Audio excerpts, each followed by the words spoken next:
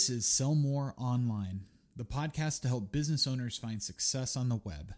I'm your host, Dan Erickson, and the title of today's episode is SEO versus AIO, Understanding the New Rules of Search Visibility.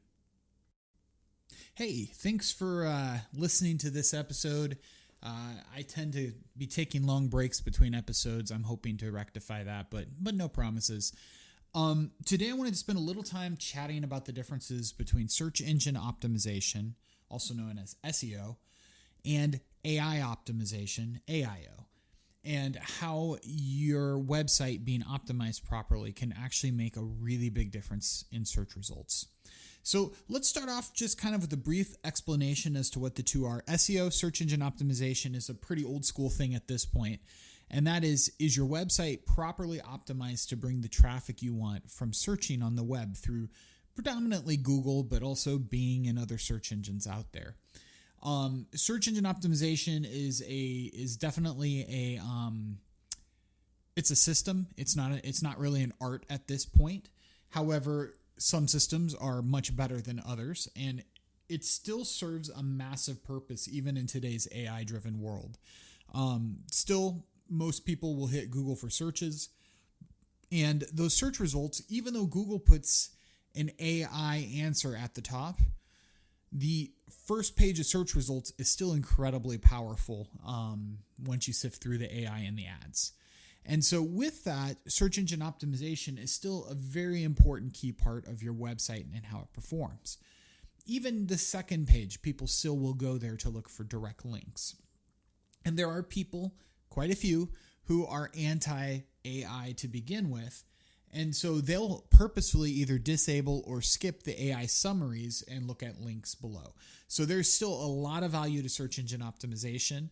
Now, as we move into the future, for this podcast being recorded near the end of 2025, as we move into the future, we may find that to be less the case, but my gut tells me is it's still going to be a very big part moving forward.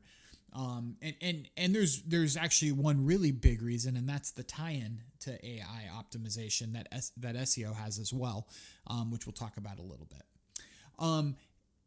So yeah, SEO is basically having the right words, the right imagery, some hidden text, some visible text to basically let Google know, or other search engines, where specifically they should send people who are searching for a term. So, for example, if you have a lawn care business in a small town, you may want to optimize for lawn care town name, whatever the town happens to be called.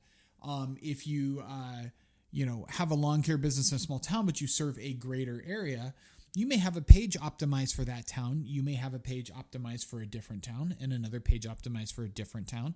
And each one of those will talk about what it is you do coupled with the town name so that you're severely targeting, like you're limiting it specifically to that area.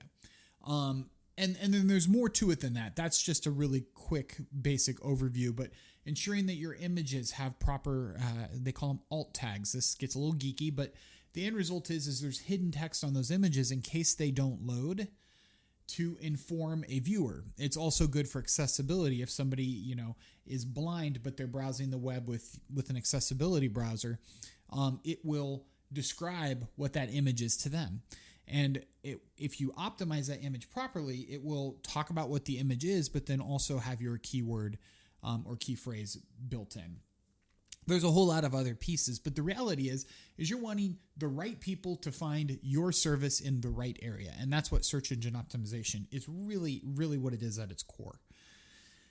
Now, AI optimization, or AIO, is very similar. And this is why I don't think SEO is going anywhere any day soon, in that if you've properly optimized your website for a visitor and for Google to send that visitor to your site, then it's also properly optimized for an AI platform. Take ChatGPT, or I'm a big Claude user, or Perplexity.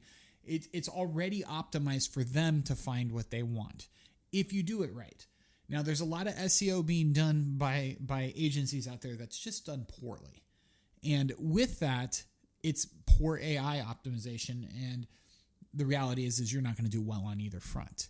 There's also some SEO that's done in a way to trick Google's algorithm. This is less and less the case, but there's still some people who work the system a bit and gets pretty high rankings pretty quick, but then those rankings drop. And the same will be true with AI, is the rankings, you're probably not going to get anywhere, but if you do, your rankings are going to drop pretty quick as well. Now, AI optimization does tend to focus more on the content, not on the hidden parts. So, blog posts and things like that have always been a really big part about getting a website to rank. That said, for AI optimization, it wants good, fully fleshed out content with sources and connections to other sites that will back what you say. And with that, you immediately gain favor and visibility in AI optimization. So they both share a core, but then they both go slightly different directions for the final part of the optimization process. And that's really the biggest key differences between SEO and AIO. So businesses need to care about both. This kind of goes without saying once I've described that all, but just optimizing for SEO for your business is good, but you're ignoring the entire future of search, the future of information discovery. AIO is currently the future. AI is where people are starting to more and more turn, because AI can take 40 websites and distill it into one thing that gives you the answer you need right away, versus having to comb through 40 different websites for that answer. Think of YouTube. YouTube has replaced searching on Google for do-it-yourself projects. I just had to replace my dishwasher, but before that, I wanted to try replacing the control board in the dishwasher. So I went on eBay, I found a used one that was working, got a good price, installed it myself, and was really excited because it started working. Now, it turned out my problem was deeper and it fried the new control board again, so I just had to go with a new dishwasher. But in the meantime, YouTube provided me everything I needed in a video to show me how to disassemble and make sure I'm not breaking things as I installed the new control board. Well, that's kind of a visual medium. AI tends to be less of a visual medium, but AI does the same thing. It distills the process of searching multiple sites for your answer. Or if you're needing help with something, it will distill the process of going through multiple websites to distill it down to one group of answers or one chunk of text. Now, of course, as of this recording, you still need to be very careful with AI because it will still very frequently get things incorrect. It's not trust but verify. It is verify and then decide whether you should be trusting this or not because of the way AI works. That said, even when it's wrong, oftentimes the process it displays is a very good process, and you can learn a ton from that. So AI is kind of a double-edged sword in that matter, is that it gets you there, but it then also can create the problem. So you got to make sure that you're always on that. So moving forward here, AI is kind of the future. Now, who knows what will happen? It may die. Something else may replace it. It may specialize and go into a certain area and people stop worrying about it. My gut tells me is this is the new internet. It is replacing search eventually. It is learning from what we do, which makes it more helpful to providing answers for us. So some reasons to just think this through. I know of a lot of businesses and a lot of people who are very AI opposed, or at the very least AI hesitant. And the reality is you can be those things, but you're going to miss the train. You're going to be behind the times. I remember when the internet came out, I was using bulletin board systems at the time dialing up with originally my 1200 baud modem. Okay, I'm giving away my geekiness here quite a bit. And then I had a 2400 baud, and I remember thinking, man, this is so fast for these bulletin board systems, dialing into these random phone numbers and interacting with text on the screen. And then the internet started becoming a thing, and I remember staying up all night just to download Netscape Navigator. Like, the latest version of Netscape Navigator would take me hours to download over at the time, what was I probably had a 14.4, so 14,400 baud modem at the time. But it revolutionized the way I interacted. And I know so many people who refused to interact with that, to the point where I, in my job, ended up getting a heads up on a lot of competition because I already understood how to interact with Alta Vista or with web crawler. And then when Google came along, like now Google's pretty smart. You could just type kind of the thing and it will help you figure that out. But back in the day, you had to be really good at searching. Like you had to know how to search. That's where AI is right now. You have to know how to control and push AI to get what you want out of it. But soon enough, it'll be there for the masses. And those of us who are early adopters, regardless of if it's our favorite technology or not, it will get us there. All right, enough of that soapbox. Let's move on. So let's talk about some of the key differences here. And I've already talked about a few of them, but traditional SEO is specifically optimizing for Google's algorithm and for human searchers. So you're optimizing to get like me, like there's a guy named Fred out there who wants to hire this lawn care business, and I'm optimizing for this business. Let's say they're a client of mine. I'm making up a fictitious scenario here. Fred goes and he searches lawn care near me. That's a pretty common thing. And so if Fred lives in, small town USA and he types that in, it's going to pop up all the lawn care options in his area, even ones that aren't properly optimized. But the less the optimization, the further down they are on the list. Now, AI optimization is actually less optimizing for search and humans and more optimizing for AI chatbots, LLMs, language models like ChatGPT and so forth, and AI-powered search. So it's a different focus with the work you do, even though, like I said, there's a lot of crossover. They have different ranking factors, and the content has different structures, even though, once again, there's a lot of crossover. So let's talk a little bit more about the crossover. Both of them, in both scenarios, quality content still wins. So generating a blog post with, ChatGPT or Perplexity or whatever isn't, even if it reads and looks good to you, it's going to obviously be an LLM developed thing, unless you spend some time really going through and rewriting bits in your own language. A lot of humans have a hard time telling the difference, but if you are at all into content and to reading content and to grading content, a lot of teachers, for example, can spot LLM content versus an actual human being's content pretty quickly. Now, there's always situations where that doesn't play true, but generally that's the case. And that's also true with search engines and LLMs, as they can spot content they've written pretty easily generally. So the quality of the content still wins. Also, for example, this podcast, I could just talk about what SEO and AIO is. I could stay pretty high level and tell you that, you need to hire my business Wapiti to do it for you. That's a really high level, not a lot of depth.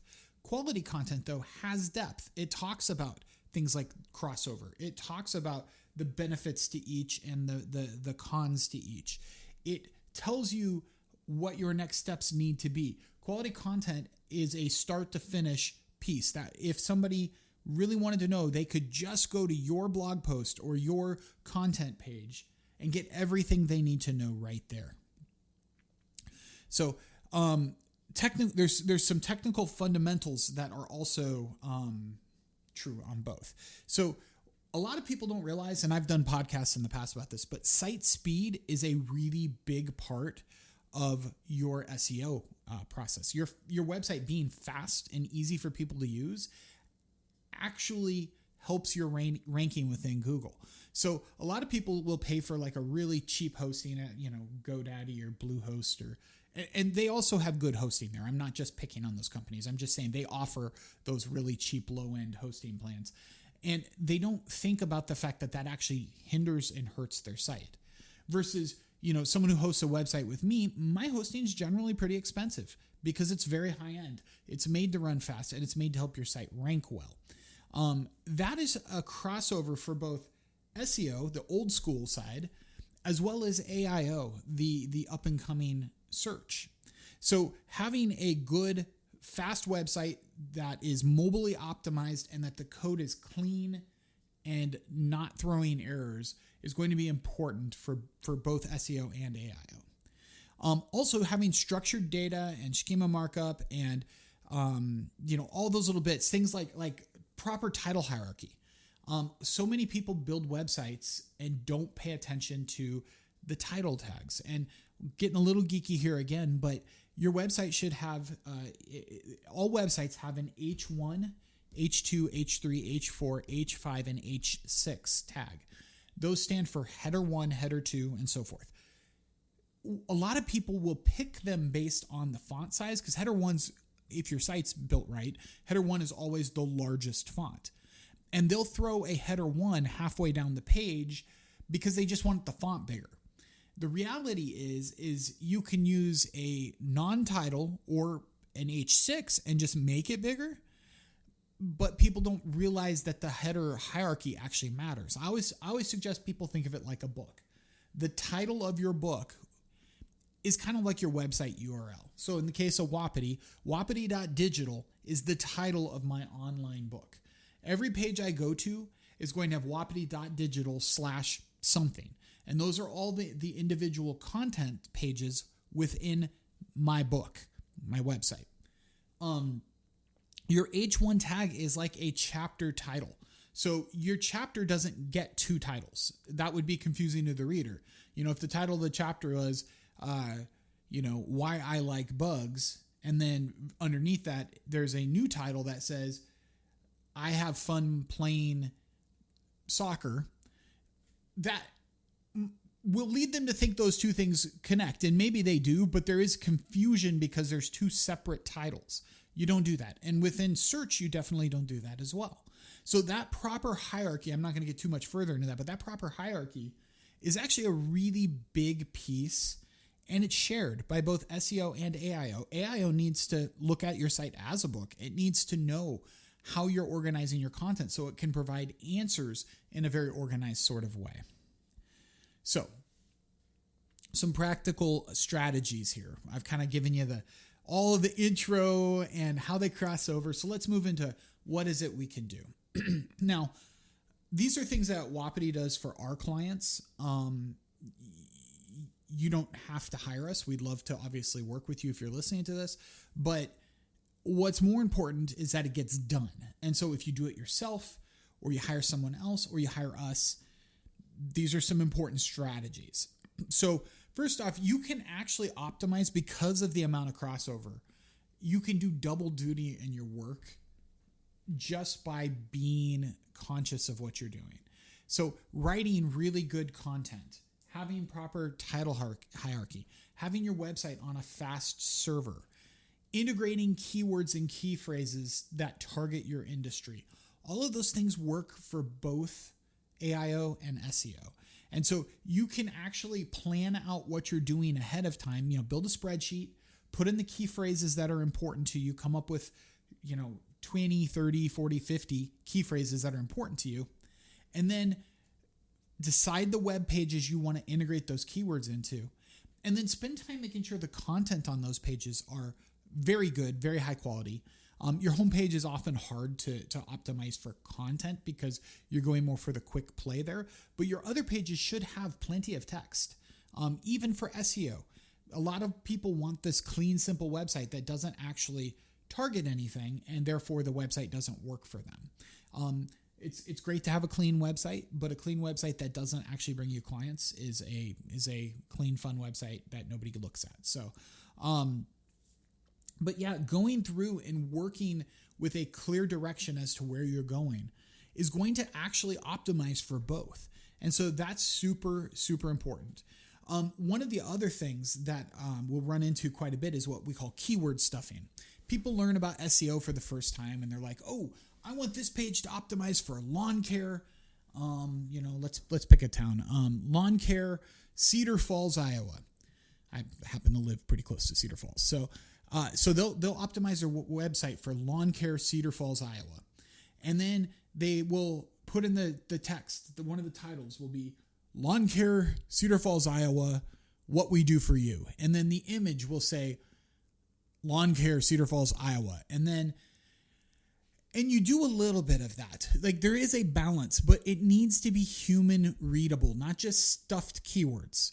Because if you keep just stuffing the keywords, Google catches onto that really quick, and the user experience is really bad. Like, the other side is, even if Google sends you thousands and thousands and thousands of visitors, if the user experience is so bad that they just leave your website, you're also wasting time and money. Like, it's a dance through the whole thing to do it right. And when you do it right, that's when it's effective. So making sure that natural language is in there, conversational language, or conversational content for sure, and that you don't stuff and make it feel unnatural is important for both as well. Also, and this is really important for AIO, it's kind of important for SEO as well. I mean, depending on how you do it, it's also really important for SEO. But citations, linking to reputable places, is an important part of getting your content to be more and more visible. So if there needs to be a citation, that's you need to do that if there's a citationable piece of text in there. So some common mistakes. I already talked about keyword stuffing, ignoring AIO entirely. So many people just stick to the SEO. And this kind of goes back to what I was saying earlier, is just kind of burying your head in the sand and ignoring the AI trend. You need to do both. You definitely need to do both. Another common mistake is over-optimizing for one of the two, SEO or AIO, at the expense of the other. So if you go all SEO and you cram those keywords into the right places, and you start hurting the AIO side of things, and you're technically also hurting the SEO side. So it kind of works both ways. But also, a big one, not tracking your referrals and analytics. So if somebody finds your website using ChatGPT, you should know that. You should know that ChatGPT is sending you things, and your analytics should be tracking that. Analytics, we have a great platform for that. But whatever platform you're using, make sure you're tracking your visitors all over the place. You can be so much better educated and well prepared with that. So finally, let's wrap this up. If you haven't already SEO'd your website, you're well behind. But on top of that, now AIO is a thing. And so even if you've SEO'd it, you may want to revisit having somebody go through and look at the AI optimization of your site. I'm always happy to throw Wapiti out there as an example. But find somebody to do it for you. Both SEO and AIO are very important to moving forward.